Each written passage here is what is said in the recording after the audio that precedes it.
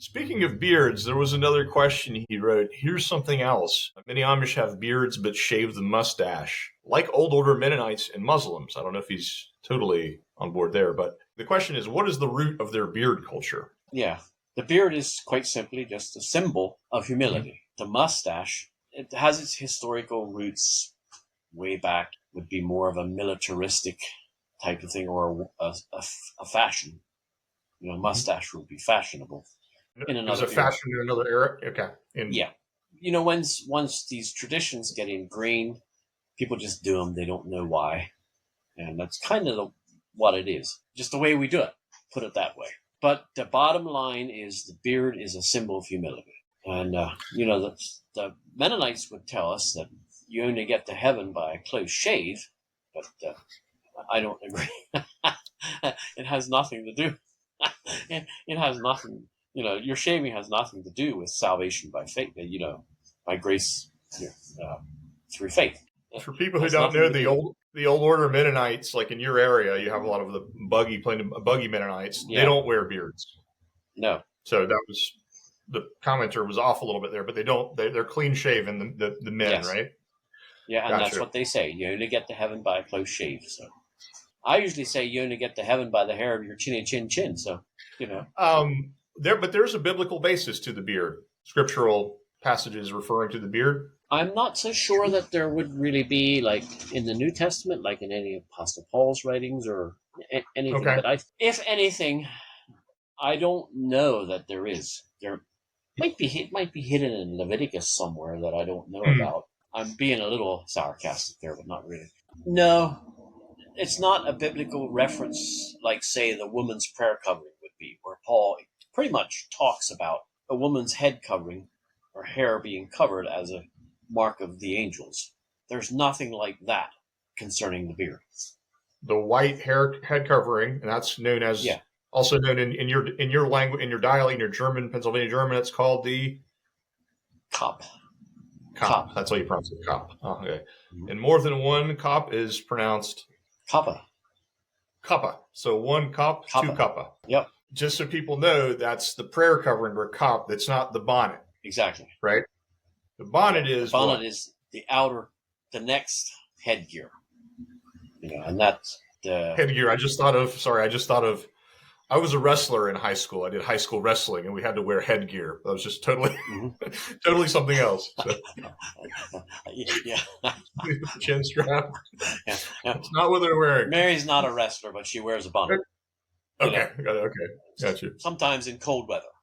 So it's a warmth. It's an outdoor. Yeah. Exterior covering on. Exactly. Yep. That's precisely what it is. I think it's actually an old Quaker tradition, and ironically, at one time, I think they were considered worldly. Bonnets. But like suspenders were considered worldly at one. Yeah. It's amazing what our labels do. Worldly, clean, and how they change their meaning somehow over the years. So in one era, you sitting there with your two suspenders would be considered a fancy pants guy. Absolutely. Literally fancy pants. Yep. That just rings a bell here too, because we did have a question. There was a photo that someone asked about where there was a boy wearing a single suspender. Now you wear two suspenders in Lancaster County, right? Mm-hmm.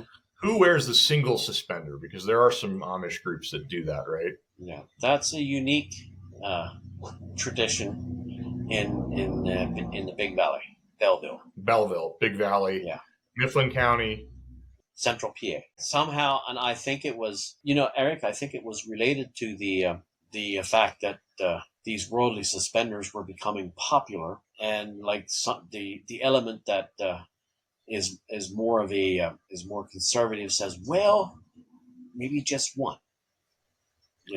We can tolerate just one. And I'm totally serious about this. It's very laughable. Yeah.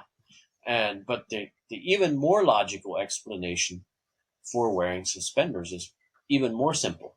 It's why do you wear suspenders? And the most logical explanation that I could ever come up with is to hold my pants up. Yeah, you can't argue with that logic, right? Well, that's the thing. Then people are going to ask, well, why don't you wear a belt rather than suspenders? suspenders in a way are more visible, and you could argue, well, you see them, they're maybe even a little, I don't know if showy is the right word, but a belt kind of fits with the line of the pants. You know what I mean? I don't want to get too analytical. A belt was labeled worldly. That's just was labeled as labels, right? Yeah. It's amazing what at some point in time, someone decided, well, that's associated with this maybe more progressive group or the majority, the public. Yes. That's what they're wearing. Mm-hmm. So we're going to, okay. Exactly. Then those opinions, they kind of grow. And then finally they reach a critical mass where you better get with the program or your history. I mean, that's an exaggeration, but, you feel like, well, if you don't want to be different, so you do what the critical mass says. I mean, us humans are funny, and our minds are just, and everybody does it. It's a human experience. It's a human thing. It's not a Amish thing, religious thing, playing group thing. It's a... Those are expressions. All those things are expressions of that human thing. Different expressions of that human condition.